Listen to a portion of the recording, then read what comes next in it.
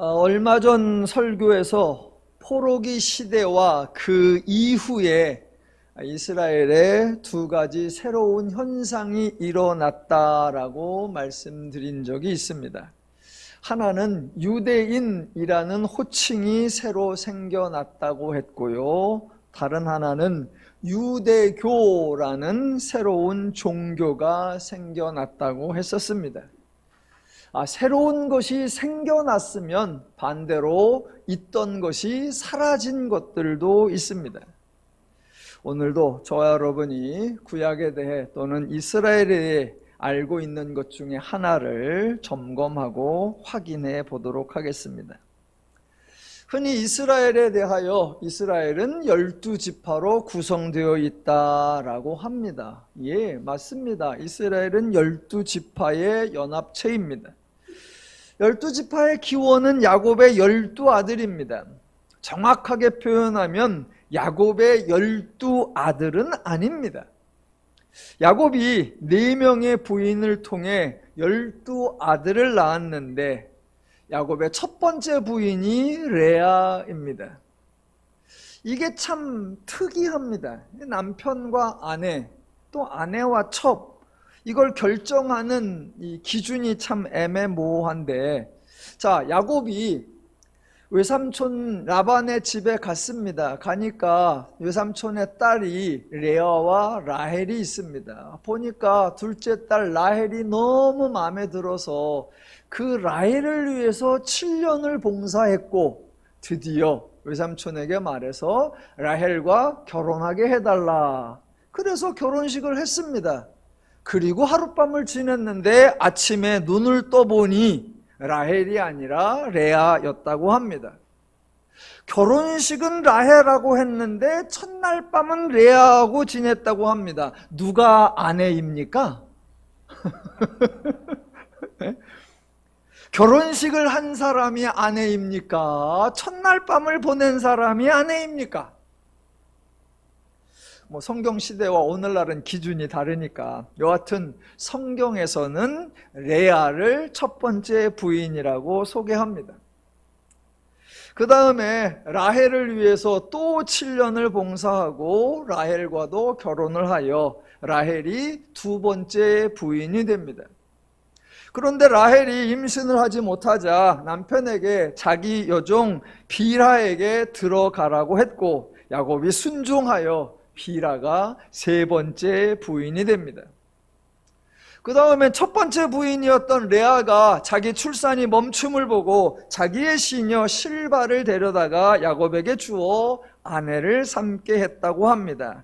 그래서 실바가 네 번째 부인이 됩니다. 원래 부인이 있는데 남자가 다른 여자를 보면 그 여자를 첩이라고 했습니다. 첩을 사전에서 검색을 해보니까 정식 아내 외에 함께 데리고 사는 여자라고 나옵니다. 남편이 아내 모르게 여자를 만난 게 아니라 아내가 라헬이 빌하를 소개하거나 레아가 실바를 소개했으니 부인인 본인들이 다른 여인을 소개하여 아내를 삼게 했다고 하니 첩이 아니라 아내 또는 부인이라고 해도 될 것 같습니다. 오늘날 법적 기준으로 하면 중혼이 되어서 불가능하지만 당시에는 허용이 되었던 것 같습니다. 자, 이 야곱이 네 부인을 통해 12아들을 낳았는데 레아를 통해서 루벤, 시므온, 레위, 유다를 낳았고 그 다음엔 빌하를 통해서 단, 납달리를 낳았고 그 다음에는 실바를 통해서 갓, 아셀을 낳았고 그 다음엔 다시 레아를 통해서 이사갈, 스불론을 낳았고 그 다음엔 라헬을 통해서 요셉과 베냐민을 낳습니다. 정리를 해드리면 레아가 총 6아들을 낳고 빌하와 실바와 라헬 세 부인이 각각 2명씩 6아들을 낳아 총 12아들이 되는 겁니다. 이 12명의 아들이 12지파가 되어야 하는데 약간의 변동이 생깁니다. 세 번째 아들인 레위는 제사장 지파로 분류가 되어서 12명에서 빠집니다. 그래서 11아들이 되고요. 요셉도 빠져서 10명의 아들만 남게 됩니다. 대신 요셉이 빠진 자리에 애굽에서 요셉이 부인 아스낫을 통해 낳은 두 아들 므낫세와 에브라임이 포함되어서 다시 12명이 됩니다. 그러니까 야곱을 기준으로 한다면 야곱의 10명의 아들과 2명의 손자가 합쳐져서 12지파가 형성되는 겁니다. 이름을 다시 한번 불러보겠습니다. 르우벤, 시므온, 유다, 단, 납달리, 갓, 아셀, 이사갈, 스불론, 베냐민, 므낫세, 에브라임입니다. 창세기까지는 야곱의 12아들이 중심이 됩니다. 창세기 49장에 야곱의 마지막 유언이 나오는데 레위와 요셉이 포함된 12아들이 언급되고 요셉의 두 아들 므낫세와 에브라임은 포함되지 않습니다. 그러다가 출애굽기로 넘어가면 출애굽 사건 이후부터 12지파가 정착된 것으로 보입니다. 민수기에 출애굽한 이스라엘 백성들에 대한 소개가 나오는데 민수기 1장 2절을 보면 이렇게 나옵니다. 너희는 이스라엘 자손의 모든 회중 각 남자의 수를 그들의 종족과 조상의 가문에 따라 그 명수대로 계수할지니 라고 해놓고 루벤 자손은 몇 명이고 시므온 자손은 몇 명이고 유다 자손은 몇 명이고 라고 지파별로 숫자를 소개합니다. 광야 생활을 마치고 가나안에 들어가기 직전에 인구조사를 다시 하는 민수기 26장에서도 12지파가 소개되고 지파별로 숫자가 언급됩니다. 그래서 야곱의 10아들과 2 손자를 통해서 12명이 채워지고 12지파가 형성이 되었는데 이 12지파가 유지되어 오는데 위기가 있기도 했습니다. 첫 번째 위기는 광야 생활 40년을 지내고 가나안에 들어가야 하는데 가나안 동쪽 지역을 정복했을 때 12지파 중에 일부가 가나안 들어가기를 거부한 경우입니다.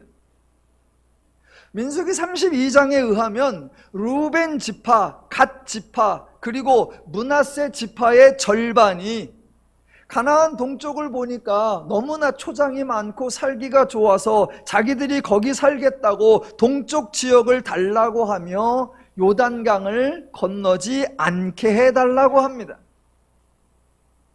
그때 우리 하나님의 관대하신 성품이 작동을 합니다.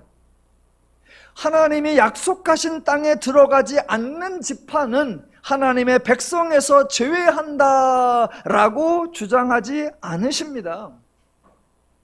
하나님의 사역에서 중요한 것은 애굽에서 나오는 것이나 가나안에 들어가는 것이 아닙니다.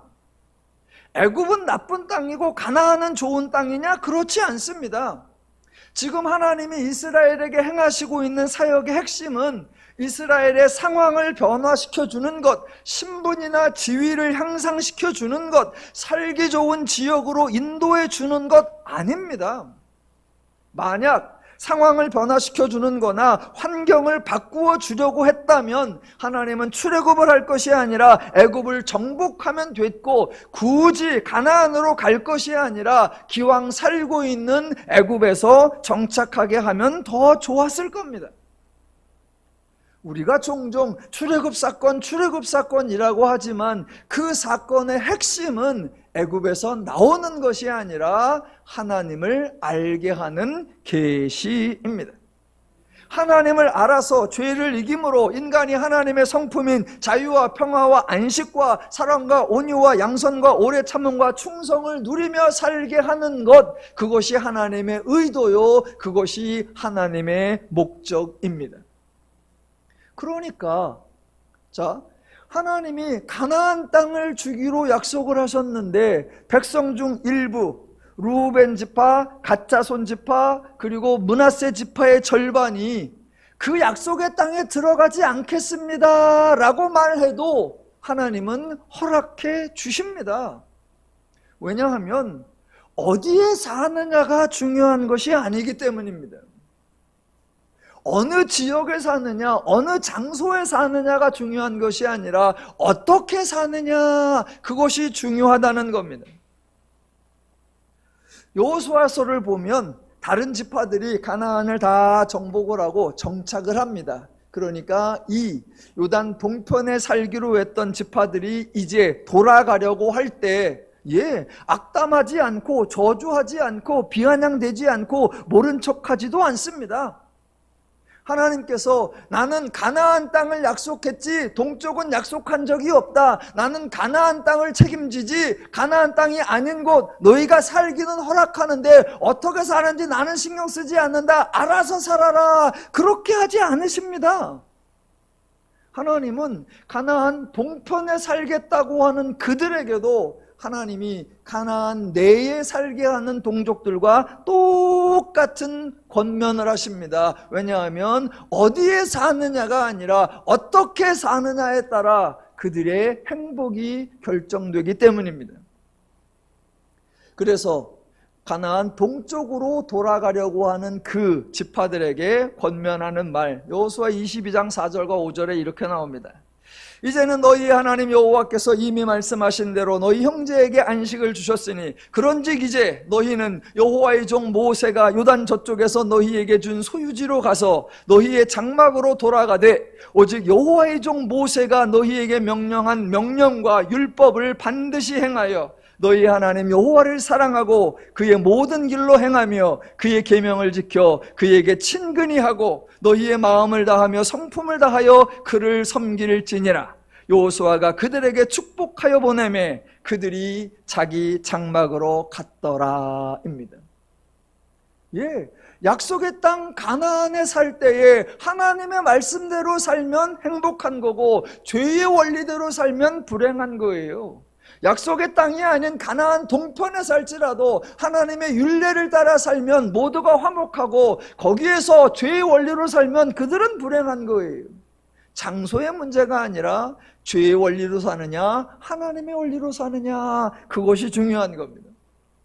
그래서 하나님은 12지파 중에 2개와 1개 지파 반이 그 약속의 땅 외부에 살기를 원할 때에 기꺼이 허락해 주십니다. 자, 12지파가 유지되는데 두 번째 위기는 사사기 19장 이후에 나오는데 여러분이 잘 아시는 레위인의 첩사건입니다. 이 사람이 베냐민 지파에 속한 기브아라고 하는 동네에 갔을 때 사고가 납니다. 동네 불량배가 와서 시비를 걸었고 결국 레위인의 첩이 죽임을 당하고 그래서 온 이스라엘과 베냐민 지파가 전쟁을 해서 3번이나 싸워 베냐민 지파가 패하고 그래서 베냐민 지파가 멸절될 위기에 처합니다. 그때 백성들이 하나 꽁수를 짜내지요. 그래서 길르앗 야베스라는 지역에 가서 젊은 처녀 400명을 얻어서 베냐민 지파에게 주고 그래도 부인들이 모자라니까 실로에 사람들이 잔치를 하러 왔을 때 여자들을 붙잡아 가서 아내를 삼아라. 우리가 모른 척 눈 감아 주겠다라고 해서 베냐민 지파가 소멸되지 않고 12지파가 유지되게 했었습니다. 자, 세 번째는 위기가 아니라 분열입니다. 분열되었다가 다시 합쳐졌으면 위기라고 할 텐데 분열되었다가 그걸로 완전히 갈라져 섰으니 그것은 위기가 아니라 말 그대로 분열입니다. 바로 남왕국과 북왕국으로 갈라진 것입니다. 열왕기하 11장과 12장에 나오는 사건인데 솔로몬이 죽자 그 아들 르호보암이 왕이 되었습니다. 그때의 백성들이 예전에 솔로몬의 신하였던 여로보암이 애굽으로 도망가 있었는데 그 여로보암을 다시 돌아오게 해서 여로보암과 백성들이 함께 함께 르호보암에게 나아가 협상을 합니다. 솔로몬이 시킨 고역과 매운 무거운 멍에를 가볍게 해달라. 그러면 우리가 왕을 잘 섬기겠다라고 협상을 했는데, 르호보암이 노인들이 자문하는 것을 듣지 않고 젊은 신하들의 권고를 따라서 백성들의 요청을 거부합니다.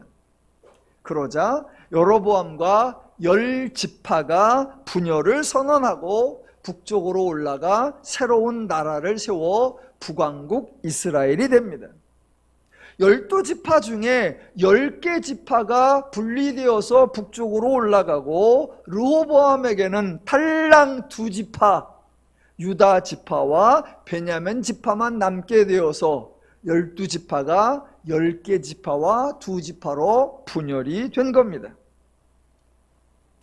자, 여러분, 지파가 이렇게 분열되었을 때, 또는 나라가 이렇게 분열되었을 때 하나님의 심정은 어땠을 것 같습니까?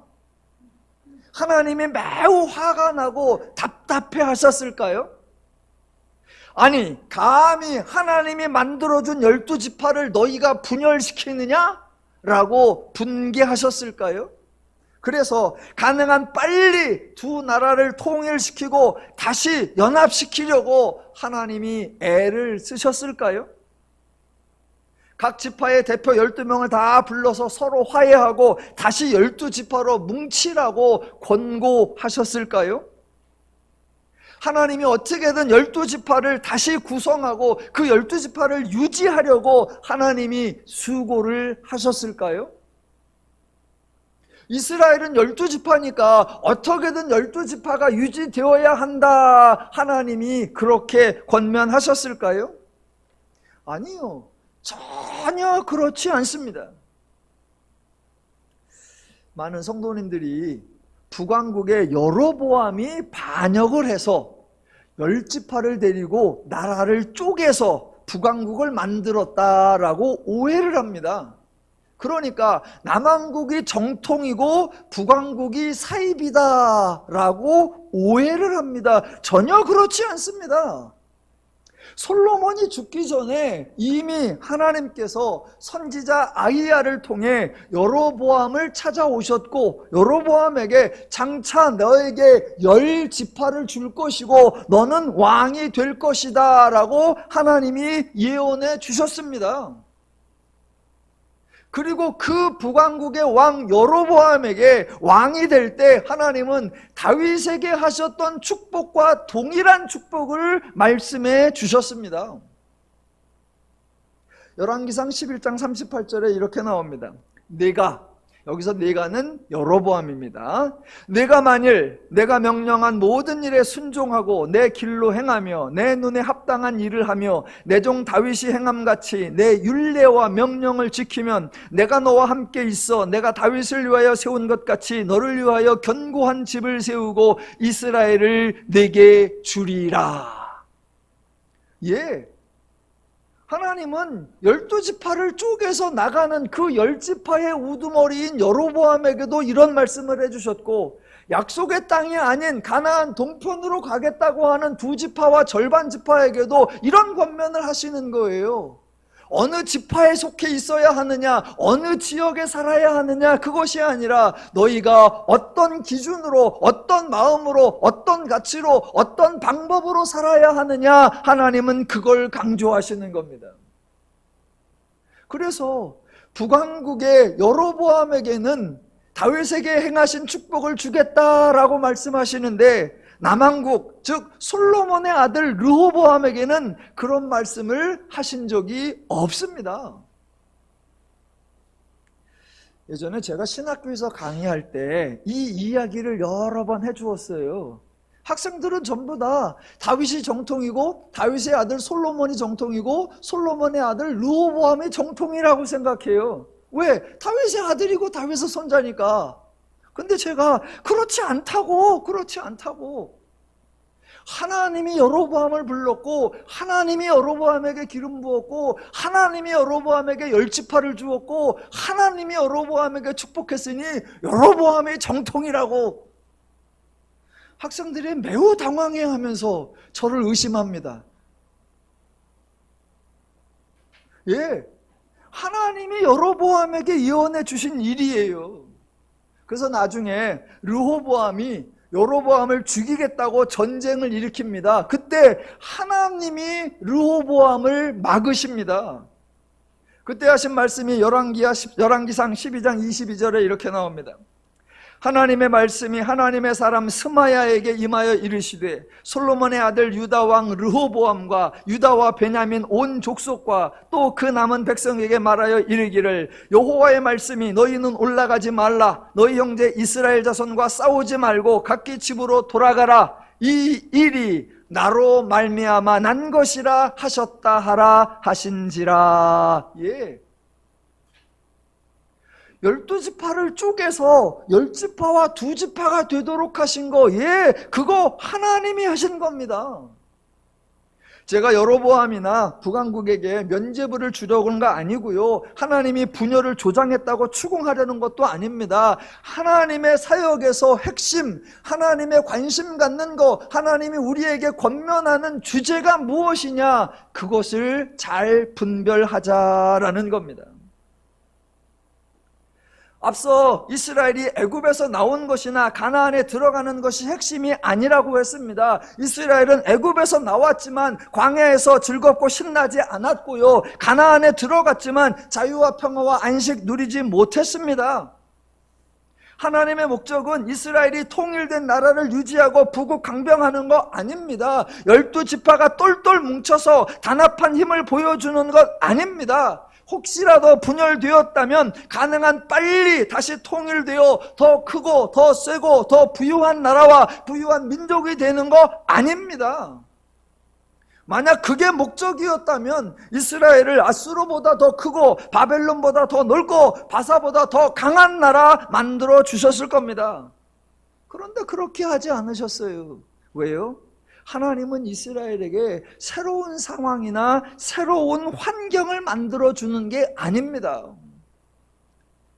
하나님이 행하신 사건들은 말 그대로 외형적 사건이고요, 그 사건들을 통해 하나님이 정작 알려주시려고 하는 거, 예, 하나님입니다. 너희가 죄의 기준, 죄의 가치, 죄의 원리, 죄의 방법, 죄의 능력만 알고 그대로 살아가려고 하는데 아니다. 하나님의 기준, 마음, 가치, 원리, 방식, 능력을 알아서 하나님의 원리로 살아가라. 그래야 너희와 함께하는 모든 자가 행복을 누리며 살 수 있다. 그게 하나님의 목적이고 그게 하나님의 유일한 기대이십니다.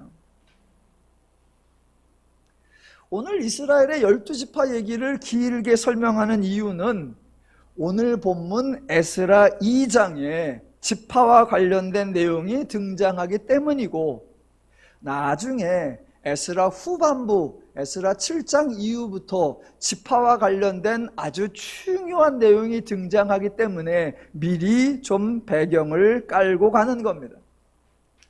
지금 지파가 형성된 이야기를 했었고요, 지파가 분열된 위기에 관한 이야기를 했고, 실제로 지파가 분열된 이야기까지를 했었습니다. 자, 그렇게 10지파와 2지파로 아예 나누어진 두 나라의 이야기가 열왕기 하에 나오는데, 때로는 서로 대적이 되어 싸우기도 하고, 때로는 서로 동맹을 맺어 공동의 적과 맞서기도 하고, 때로는 두 나라가 결혼을 해서 사돈을 맺어 잠시 평화의 시간을 갖기도 합니다. 그런데 이 두 나라의 이야기가 나오는 열왕기서에 12지파에 관한 내용은 거의 등장하지 않습니다. 자, 북왕국은 10지파가 구성되어 있는데 그 북왕국의 역사에 9번의 쿠데타가 일어나고 19명의 왕이 등장하는데, 요번에 쿠데타는 어느 지파에서 일으켰더라, 요번에 등극한 왕은 어느 지파 사람이더라, 그런 언급이 나오지 않습니다. 결국 북왕국이 10지파로 구성되어 있었지만 아수르에게 패망을 하여 백성들이 아수르의 여러 지역으로 강제 이주를 당했습니다. 그 후에 10개 지파가 어떻게 되었을까요? 어느 지파는 어디로 이주를 하고 어느 지파는 어디로 쫓겨나가서 어느 지파는 그동안 어떻게 살았고 그래서 어느 지파는 어떻게 되었다. 예, 성경에 한마디도 하지 않습니다. 그래서 북왕국의 10개 지파는 아수르에게 망했고 아수르로 강제 이주를 당했고 그 다음에는 사라져버립니다. 남한국도 마찬가지예요. 남한국에는 2개 지파가 남아 있습니다. 유다 지파와 베냐민 지파. 2지파만 남아 있으니까 서로 사이가 좋았을까요? 똘똘 뭉쳤을까요? 한 지파처럼 사이좋게 지냈을까요? 모릅니다. 열왕기서에는 남한국의 이야기가 나오긴 하는데 지파 중심으로 설명되어 있지 않습니다. 다윗이 유다 지파 사람인데 다윗이 죽고 나자 솔로몬이 왕이 되었고 솔로몬이 죽고 나자 그 아들 르호보암이 왕이 되었고 르호보암이 죽고 나자 또 그 아들이 왕이 되었어요. 계속해서 유다 지파에서 왕이 나왔습니다. 그렇다면 2지파인데 유다 지파에서는 계속 왕이 나오면 그러면 나머지 한 지파 베냐민 지파는 뭐 하면서 지냈을까요? 이쪽에서 왕이 나왔으니까 우리 베냐민 지파에서는 경제를 담당하고 교육을 담당하고 국방을 담당하자. 그래서 서로 견제하면서 서로 균형을 잡으면서 우리가 나라를 유지해 가자 그랬을까요?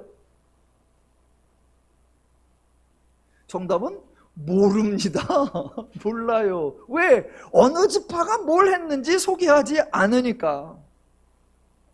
결국 남한국도 바벨론의 망에 멸망하죠. 그래서 백성 중 일부가 바벨론으로 끌려갔다고 합니다. 여러분, 자, 유다 나라가 망하여 바벨론으로 끌려갔다. 어느 지파가 끌려갔을까요? 고민을 할 게 없습니다. 12지파 중에 어느 지파가 끌려갔을까? 아니요. 유다 나라 자체가 몇 개 지파뿐이다? 2지파뿐이에요. 끌려가면 둘 중에 하나예요. 둘 다든가. 그런데 바벨론이 포로를 잡아갈 때 유다가 2지파로 구성되어 있다며 지파별로 인원을 할당하라 그랬을 것 같지도 않고 어느 지파는 끌고 갈 마음이 하나도 없고 어느 지파는 유독 끌고 가고 싶다 그런 것도 아니었겠지요. 그러니까 허다한 유다 지파가 끌려가고 허다한 베냐민 지파 사람들이 끌려갔겠죠. 자, 그리고 이제 오늘 본문이 나오는 거예요. 70년이 지나서 포로 기간이 끝나고 하나님이 예언을 이루게 하시려고 고레스의 마음을 감동시키고 백성들의 마음을 감동시켜서 드디어 포로들 중에 일부가 예루살렘으로 귀환을 한다고 합니다. 자, 그때 누가 돌아왔을까요? 어느 지파일까요? 여기서 갑자기 르우벤 지파인가? 시므온 지파인가? 스불론 지파인가? 납달리 지파인가? 그렇게 생각할 게 아닙니다. 북왕국에 속했던 10개 지파는 어디로 갔는지 어떻게 되었는지 이미 사라졌다고 했습니다. 바벨론으로 포로로 끌려간 거 유다에 있던 유다 지파와 베냐민 지파였습니다. 그러면 돌아온 사람들 누구일까요? 유다 지파와 베냐민 지파입니다. 왜? 유다라는 나라가 9지파로 구성되어 있고 끌려간 게 2지파였으니까 돌아온 것도 2지파지요. 그래서 에스라 1장 5절로 가보겠습니다. 에스라 1장 5절. 이에 유다와 베냐민 족장들과 제사장들과 레위 사람들과 그 마음이 하나님께 감동을 받고 올라가서 예루살렘의 여호와의 성전을 건축하고자 하는 자가 다 일어나니입니다. 예, 이게 당연한 거예요. 당연한 거. 어차피 끌려갈 때 2지파뿐이었으니 돌아올 때 2지파인 거예요. 혹시 에스라 1장 5절에 대해서 혼동하실까 봐 제가 길게 설명을 한 겁니다. 1장 5절은 포로로 잡혀간 여러 지파들 중에 특별히 유다와 베냐민 지파가 감동을 받아서 예루살렘으로 돌아왔다 그런 의미 아니에요. 계속 반복합니다. 애초에 포로로 잡혀간 사람 유다와 베냐민 지파뿐, 그러니까 돌아온 사람들 유다와 베냐민 지파뿐입니다. 괜히 1장 5절을 보고 여러분 보십시오.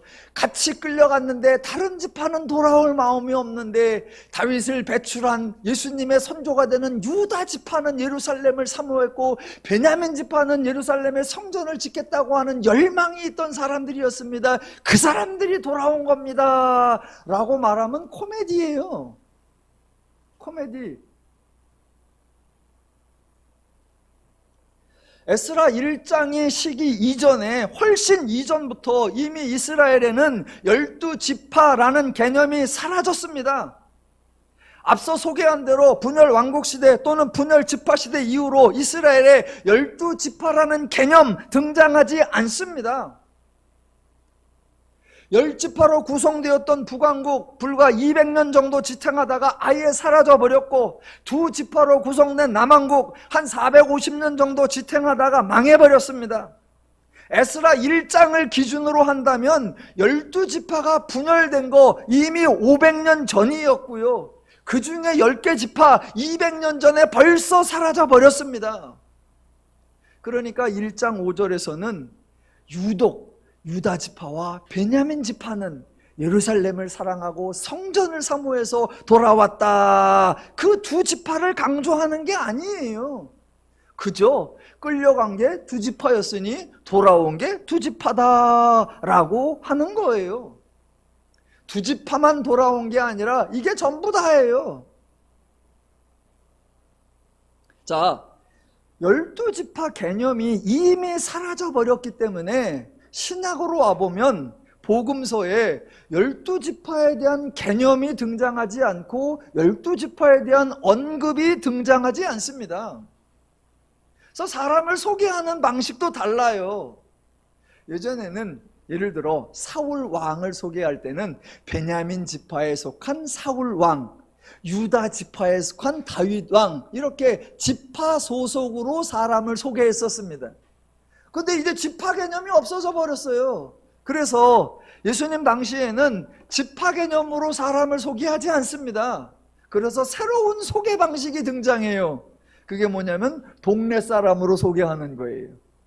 여러분 잘 아시는 대로 나사렛 예수, 나사렛은 동네 이름이고요, 예수는 사람 이름이에요.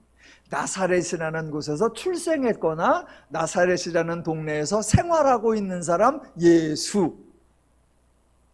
이런 거 여러분 많이 아실 겁니다. 유명한 여자 막달라 마리아. 막달라 마리아라고 하니까 그 사람은 막 달라고 했냐, 그런 거 아닙니다. 옛날에 유모할 때 막달라 마리아의 동생이 누구냐 그랬더니 더 달란 마리아. 여기는 막달라, 여기는 더 달라. 아니에요. 막달라, 이게 동네 이름이에요. 동네. 막달라라는 동네에 사는 마리아라는 여자입니다. 또 예수님이 십자가를 지고 가실 때 대신 지었던 구레네 사람 시몬, 구레네가 지역 이름이고 시몬이 사람 이름입니다. 사람 이름입니다. 또 예수님의 무덤을 빌려줬던 아리마대 요셉, 아리마대가 동네 이름이고요, 요셉이 사람 이름입니다. 그러니까 지파 중심으로 사람을 소개하던 곳에서 지파 개념이 사라졌기에 이제 동네 이름으로 사람을 소개하는 겁니다. 또 하나 나오는 게 누구의 아들, 이렇게 소개하는 거예요. 요한의 아들 시모나, 알페오의 아들 야고보, 이런 식으로요. 그래서 지파 개념이 사라지니까 지역 플러스 사람 이름 또는 아버지 플러스 아들 이름, 이렇게 한다는 거예요. 예수님은 단 한 번도 12지파가 회복되어야 한다거나 흩어졌던 12지파가 다시 모여야 한다라는 등 12지파에 대한 언급을 하신 적이 없습니다. 예수님이 제자를 뽑았는데 뽑아놓고 보니까 12명이에요. 왜 12명이죠? 왜 11명이 아니에요? 왜 13명이 아니에요? 또 어떤 분들은 그렇게 말합니다. 이스라엘은 12지파니까 예수님께서 지파별로 하나씩 뽑아서 12명이다. 아니요, 그렇지 않습니다. 물론 이스라엘을 소개하는 상징적 표현이 12지파일 수 있습니다. 자, 이스라엘을 상징하는 표현이 12지파라고 할 수 있는데, 강조점은 이스라엘은 12지파이어야 하고, 이스라엘은 12지파를 구성해야 하고, 이스라엘은 12지파를 유지해야 된다. 아니요. 이스라엘은 12지파다라고 표현할 때 강조되는 것은 12이 아니라 그 12지파를 형성하게 하셨던 하나님이십니다. 하나님이 자식이 없는 아브라함을 선택해서 아들을 주고 민족을 주겠다고 약속을 하셨고, 그 약속을 이루셔서 아들이 생겼고, 결국에는 12아들을 넘어 12지파가 되었다라고 하나님이 만들어 주셨다는 겁니다. 이스라엘은 12지파야 라고 하는 그것이 중요한 것이 아니라, 하나님이 12를 세워주셨다, 하나님은 자식을 못 낳는 사람을 통해서도 민족을 이루실 수 있는 능력이 있으신 분이고, 그렇게 약속하신 것을 기억고 이루어내시는 신실한 분이시다, 그 하나님을 소개하는 것, 그 하나님이 이스라엘의 상징이요, 그 하나님이 이스라엘의 강조입니다. 지난 봄에 제가 이스라엘을 다녀왔습니다. 12박 13일을 다녀왔습니다. 왜 12박이죠? 12지파니까 한 지파별로 다니면서 하룻밤씩 잤나? 아니요. 주일을 2번 빼먹을 수가 없어서 12박 13일이에요. 자, 이스라엘 가서 일행 중에 한 분이 이스라엘에 29년째 살고 계시는 가이드 선교사님께 질문을 했습니다. 지금 이스라엘에 12지파라는 개념이 있습니까? 지금 이스라엘에 12지파가 회복되어야 한다, 그런 소망이 있습니까? 선교사님 대답, 이스라엘은 그런 거 없어요. 이스라엘은 그런 거 없어요. 그런데 종종 기독교에서 이스라엘은 12지파고 12지파가 회복되어야 하고, 그때가 되면 무슨 일이 일어나야 되고, 아니요. 자, 오늘 제가 12지파 얘기를 왜 드리느냐, 오늘 돌아온 사람 얘기도 할 거고요, 중요한 거는 이제 에스라 7장 이후에 나중에 할 건데, 그때가 되면 이스라엘은 12지파가 되어야 한다, 그래서 이방인은 배제해야 된다, 그래서 이방인과 결혼한 가정들 다 파혼해야 되고, 그래서 이방인과 결혼한 사람들 다 돌려보내야 한다, 그런 사건이 이제 나와요. 그랬더니 그 사건을 이스라엘의 거룩 사건, 이스라엘의 정결 사건이라고 합니다. 아니요. 전혀 그렇지 않다는 거예요. 그 얘기는 나중에 가서 다시 하겠습니다. 자, 에스라서를 보고 있는데, 에스라서의 주제가 예루살렘 아니고요, 성전 아니고요, 이스라엘의 12지파 아닙니다. 자, 1장으로 가볼게요. 1장 2절. 바사왕 고레스가 말하노니, 하늘의 하나님 여호와께서 세상 모든 나라를 내게 주셨고 나에게 명령하사 유다 예루살렘의 성전을 건축하라 하셨나니, 그래서 고레스가 조서를 내렸죠. 그 조서를 내리고 2장 1절, 옛적에 바벨론 왕 느부갓네살에게 사로잡혀 바벨론으로 갔던 자들의 자손들 중에서 노임을 받고 예루살렘과 유다 도로, 여기서 말하는 도로는 도로 돌아왔대, 그런 게 아니라 거기 나오는 도가 경기도 전라도 할 때 도자입니다. 그래서 유다의 지역으로, 그거예요. 유다의 지역으로 돌아와 각기 각자의 성읍으로 돌아간 자, 백성들이 예루살렘, 유다도, 즉 유다 지역으로 돌아왔습니다. 하나님이 그런 말씀 하셨고, 그래서 그 말씀 이루시고 고레스 감동시켰고 백성들 돌아왔습니다. 이런 일이 있었다고 해서 하나님은 예루살렘을 소중하게 생각하신다, 하나님은 성전을 아주 귀하게 생각하신다, 그런 의미가 전혀 아니란 말입니다. 하나님의 의도를 오해하면 안 된단 말입니다. 나중에 확인이 되겠지만 예루살렘에 돌아왔다고 해서 그들이 행복하게 지낸 거 아니고요, 성전이 건축되었다고 해서 그들이 자유와 평화와 안정을 누린 거 아닙니다. 만약 예루살렘이 중요하고 성전이 중요하다면 예수님 시대에 사람들 다 예루살렘에 살고 있었고요, 그때에 헤롯이 40년에 걸쳐 성전을 의리의리하게 전해서 예수님 보고 이 성전이 보이느냐라고 자랑했었습니다. 그런데 그들이 예루살렘에서 성전이 있다고 즐겁고 신나고 평안하게 살았습니까? 아니요. 아니요. 하나님, 기독교의 핵심이 하나님이고 하나님이 강조하는 거, 예루살렘이어야 하느냐, 성전이어야 하느냐, 12지파 이어야 하느냐, 그런 게 아니라 죄의 원리로 살면 안 되고 하나님의 원리로 살아야 된다. 제 마음과 기준과 가치와 방법으로 살아서는 안 되고 하나님의 마음과 기준과 원리와 가치와 방법으로 살아야 한다. 예, 그거예요. 그 하나님을 알려주기 위하여, 말로 하면 못 알아들으니까 하나님께서 사건을 통해서 알려주시는데, 그 사건이 포로 귀환인 거고 그 사건이 성전 재건인 거예요. 그들이 생각하기에 우리는 돌아올 수 없다, 그러면 하나님은 돌아온다라고 말씀하시고, 이제 성전은 사라졌다라고 하면 성전은 지어질 거다라고 하셔서, 그들의 사고와 하나님의 사고, 그들의 판단과 하나님의 판단 중에 하나님의 판단이 옳고 하나님의 말씀이 옳다라는 걸 우리에게 알려주시는 거예요. 그래서 지금도 너희가 생각하고 너희가 기준 삼고 너희가 행하는 방식, 그것보다 하나님이 소개해 주는 하나님의 마음과 기준과 원리와 방식의 능력이 좋다라고 그것을 우리에게 설득하시는 겁니다. 그래서 2장에 돌아온 사람들의 명단이 나옵니다. 1절부터 70절까지 여러 사람의 명단이 나오는데, 그 명단이 지파별로 되어 있지 않습니다. 민수기에서 인구조사 때 하던 방식으로가 아니에요. 루벤 자손은, 스불론 자손은, 납 자손은, 납달리 자손은, 이런 식으로 안 나와요. 안 나와. 왜요? 지파 개념이 이미 사라져 버렸기 때문이에요. 그러면 어떻게 소개하느냐? 예. 첫 번째, 가족 중심으로 소개가 됩니다. 자, 3절을 보세요.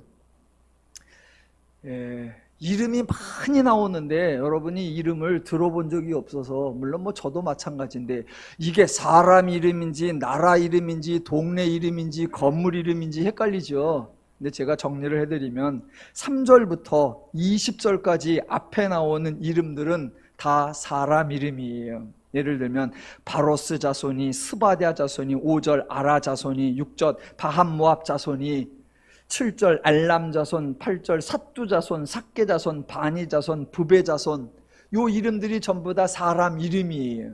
그러니까 가족 중심으로 가장을 소개하고 그 가장에 속한 구성원이 몇 명이다, 이렇게 소개를 한 겁니다. 그동안 등장하지 않았던 새로운 소개 방식이에요. 두 번째, 또 다른 방식이 21절부터 나옵니다. 21절부터 35절까지 제가 읽어볼 거예요. 앞부분만. 베들레헴 사람이, 느도바 사람이, 아나도 사람이, 아스메 자손이, 기라다임과 그비라와 부에롯 자손이, 요 이름들은 모두 지역 이름입니다. 3절로 20절까지는 앞에 사람 이름이 나왔고요, 21절로 35절까지는 지역 이름이 나오는 거예요. 그러면 왜 여기는 사람 이름으로 소개하고 왜 여기는 지역 이름으로 소개할까? 그렇게 하는 이유가 뭘까? 몰라요. 그냥 이렇게 해요. 그 다음에 또 21절로 35절까지가 지역 이름으로 하는데, 지역 이름으로 할 때도 두 가지로 나뉘어요. 예를 들면 21절 베들레헴 사람이, 22절 느도바 사람이, 그래요. 그러더니 29절에 가보니까 느보 자손이, 30절 막비스 자손이. 사람이라는 단어와 자손이라는 단어가 달라요. 왜 지역 플러스 사람, 왜 지역 플러스 자손이라고 할까? 왜 이렇게 할까? 모릅니다. 그냥 그렇게 해요. 예전에는 지파 중심으로 인구조사 내지 인구 소개를 했는데, 이제 지파 개념이 사라져서 이제 때로는 가족 중심으로, 때로는 지역 중심으로 소개를 하는구나, 그렇게 아시고요. 36절로부터 보면 36절로 39절에 제사장이 소개됩니다. 그리고 이제 40절부터 58절까지 여기는 또 맡은 일을 기준으로 소개합니다. 그래서 40절을 보면 레위 사람, 41절 노래하는 사람, 43절 느디님 사람이라고 나옵니다. 43절에 나오는 느디님 사람들은 사람 이름 아니고요, 동네 이름 아니고요, 성전에서 봉사하는 사람들 직분 이름이. 자, 이렇게 소개하는 방식이 다양하다라고 하고요. 이제 결론 쪽으로 가보겠습니다. 오늘 에스라 2장에서 돌아온 사람들을 소개하는데 이 소개 중에 아주 독특한 사람들이 한 부류가 있습니다. 그 부류가 59절 이하예요. 또 여기 명칭이 나옵니다. 59절 이하. 델멜라와 델하르사와 구룹과 앗단과 임멜에서 올라온 자가 있으나 그들의 조상의 가문과 선조가 이스라엘에 속하였는지 밝힐 수 없었더라 입니다. 자, 델멜라와 델하르사와 구룹과 앗단과 임멜, 요거는 지역 이름이에요. 장소예요. 그런데 유다에는 이런 장소가 없어요. 자, 그러니까 아까 21절부터 보면 베들레헴 사람, 느도바 사람, 아나도 사람, 요거는 다 유다의 지명이에요. 그러니까 이 사람들이 유다에 살 때 여기 출신이었구나, 이렇게 소개가 되는 거예요. 그런데 59절부터는 이게 유다의 지명이 아니에요. 그래서 여기서 돌아왔다고 하니까 이게 누구일까? 아마도 바벨론의 어떤 지역, 그 지역에 살고 있는 사람들. 그런데 그 사람들이 조상의 가문과 선조가 이스라엘에 속하였는지 안 속하였는지도 모르는 바벨론의 어느 지역에 사는 그런 사람들, 그 사람들이 지금 예루살렘으로 돌아왔다는 거예요. 자, 이게 무슨 말이냐? 예루살렘으로 돌아온 사람은 오직 유다 백성만이 아니다라는 겁니다.